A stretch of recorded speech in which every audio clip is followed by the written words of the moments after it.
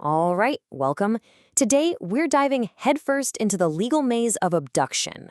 Now, that's a word we hear all the time, right? In movies, on the news, but what does it actually mean when you step inside a courtroom? It turns out it's a lot more complicated and, frankly, a lot more fascinating than you might think. Let's get into it. So let's start with a really basic question. What happens when one person takes another person away? You'd think the answer would be simple, a clear right and wrong. But in the legal world, that simple act cracks open this whole labyrinth of questions about freedom, about choice, and about where the law draws the line to protect us.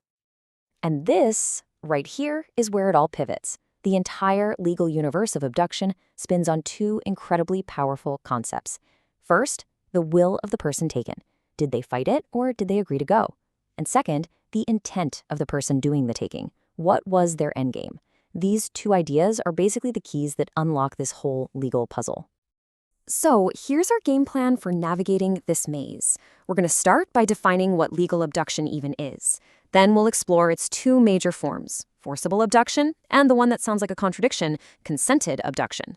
We'll also zero in on this really key ingredient called lewd designs. And finally, we'll ask the big question, why do these laws even exist in the first place? Okay, let's start at square one. Legally speaking, abduction isn't just grabbing someone and moving them from point A to point B. Oh no.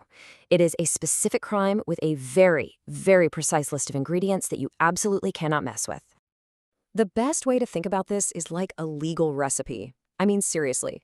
For a prosecutor to prove a crime like abduction, it's like they're a master chef following a Michelin star recipe. They need every single ingredient measured out perfectly. If they miss just one thing, the right intent, the exact circumstances, the whole dish is ruined. The case completely falls apart. All right, let's get into the first big category. This is the one that probably pops into your head when you hear the word abduction. This is the classic textbook version of the crime, the one where force and a total lack of consent are front and center. So here it is, the actual text of the law, straight from Article 342. Let's break this down piece by piece. There are three parts here that are absolutely essential. Abducting any woman, against her will, and with lewd designs. Think of those as three pillars holding up a roof. You knock out even one, and the whole structure comes crashing down. Now, in the legal world, pretty much every crime is made of two basic parts. The first one is the physical act itself. Lawyers have a fancy Latin term for it, actus reus, which literally just means the guilty act. This is the part of the crime you could actually see, the part you could capture on a security camera. It's the action. So if the crime were a car, the actus reus is the engine. It's the power source. It's what gets the whole thing moving. Without that physical act of taking someone, whether you're physically grabbing them, or tricking them into your car, or locking them in a room, the crime never even gets started. The car just sits there, parked. Okay, next up in our recipe, we have the offender. This is pretty straightforward. This is the person who actually does the guilty act. In our little car metaphor, this is the person who turns the key, starts the engine, and puts their foot on the gas. And now for the second core component. And this is where things get a lot more interesting and a lot more complicated. It's the mens rea, another Latin term meaning the guilty mind. This is the part you can't see on a camera. It's all about what's going on inside the offender's head, their plan, their purpose, their intent. I think the best way to visualize the mens rea is to think of it as the car's GPS. The engine, the physical act, is running. The car is moving. But where's it going? The GPS, the offender's mind, has a specific destination programmed in. And for this crime, that destination is lewd designs. Without that specific destination, the act of taking someone might still be a crime, but it's not forcible abduction. And finally, we have the circumstances. This is the context surrounding the act. For forcible abduction, the most critical circumstance is that the whole thing is done against the woman's will. This means she doesn't agree to it. Her freedom to choose has been completely overpowered, whether that's through brute force, scary threats, intimidation, or even clever deception. But, and this is a huge but, just when you think you've got it all figured out, that the victim's lack of consent is the cornerstone of this crime, the law throws this massive curveball at us. There's one very specific situation where the victim's will, whether she said yes or no, becomes completely, totally irrelevant. And that whole situation hinges on this one number, 12. If the victim is under the age of 12, all the rules we just talked about, they change dramatically. This age is a bright, uncrossable line drawn by the law. I mean, listen to how absolute that language is. The law presumes the child cannot consent. It's not a suggestion. It's not something the defense can argue about. It's what's called an irrebuttable presumption. The law has basically made a judgment call for society saying a child this young simply does not have the mental or emotional maturity to truly consent to something like this. Which brings us to this really powerful metaphor, legal protection as a vault.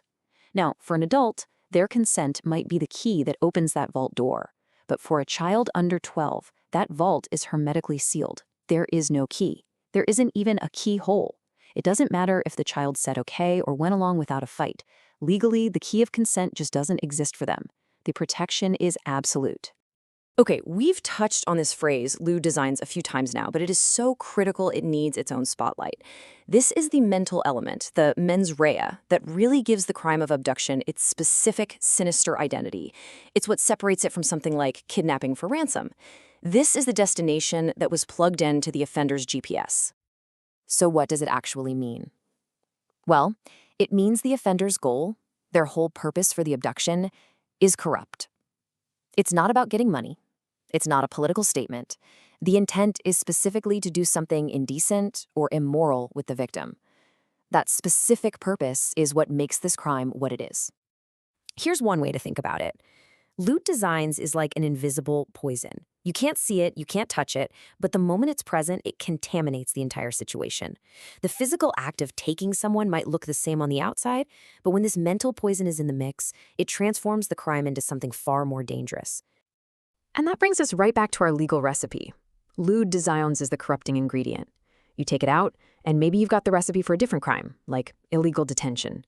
But the second a prosecutor proves that this one ingredient was added to the mix, boom, the recipe transforms into the very specific and much more severe crime of abduction.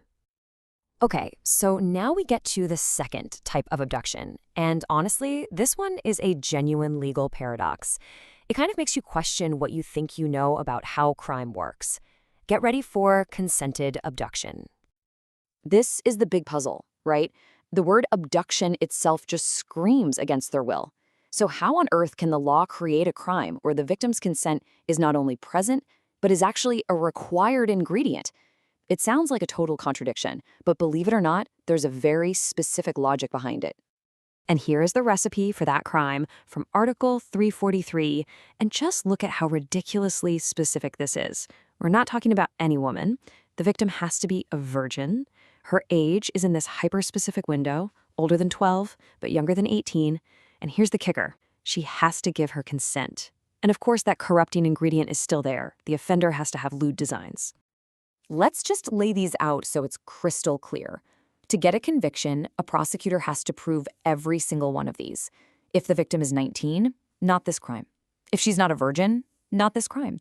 If she didn't consent, well, then it's forcible abduction, a totally different charge. And if the offender didn't have that immoral goal, again, not this crime. The recipe is incredibly precise. So here's the main idea, the so what of all this. The law isn't punishing the act of taking someone who wanted to go. What it's actually punishing is something way more subtle. It's punishing the exploitation of a young person's consent. The law is smart enough to know that someone between 12 and 18 can say yes, but that their judgment isn't fully developed. The crime is taking advantage of that vulnerability for a corrupt reason. Remember our vault metaphor? It just evolved. For the child under 12, the vault was sealed shut.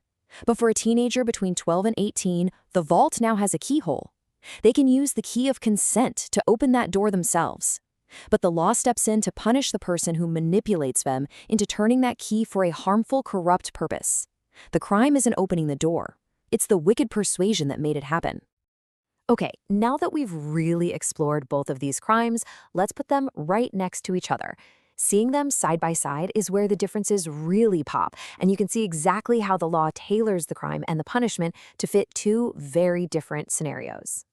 This table just lays it all out perfectly. The victim's will, literally the polar opposite for each crime. The age, a huge difference. Forcible abduction can happen to anyone, any age, but consented is locked into that very specific 12 to 18 age bracket. Virginity? Totally irrelevant for one, but an absolute deal breaker for the other. And notice the one thing they have in common? That intent, the lewd designs. Finally, look at those penalties. They are worlds apart, and that tells you everything about how seriously the law views each of these acts.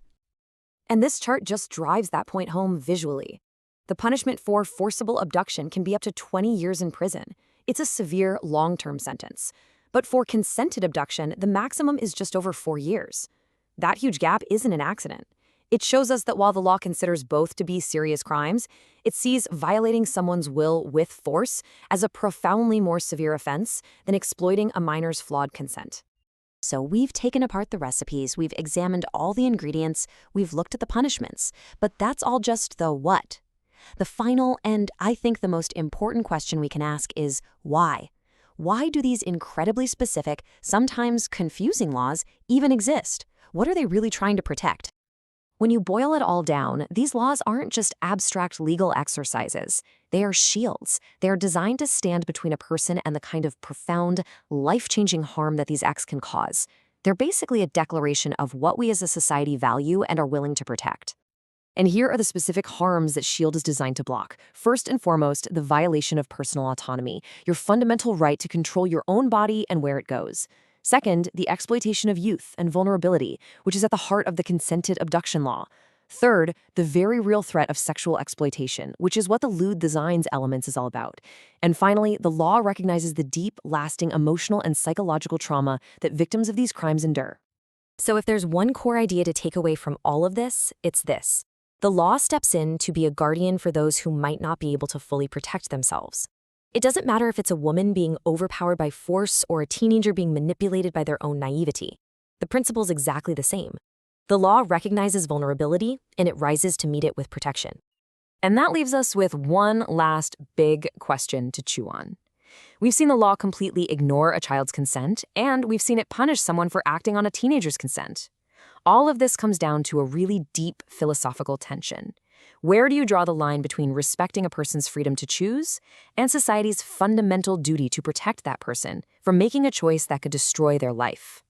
It's a balancing act that the legal system is constantly wrestling with, and it's what makes this corner of the law so incredibly challenging and so important.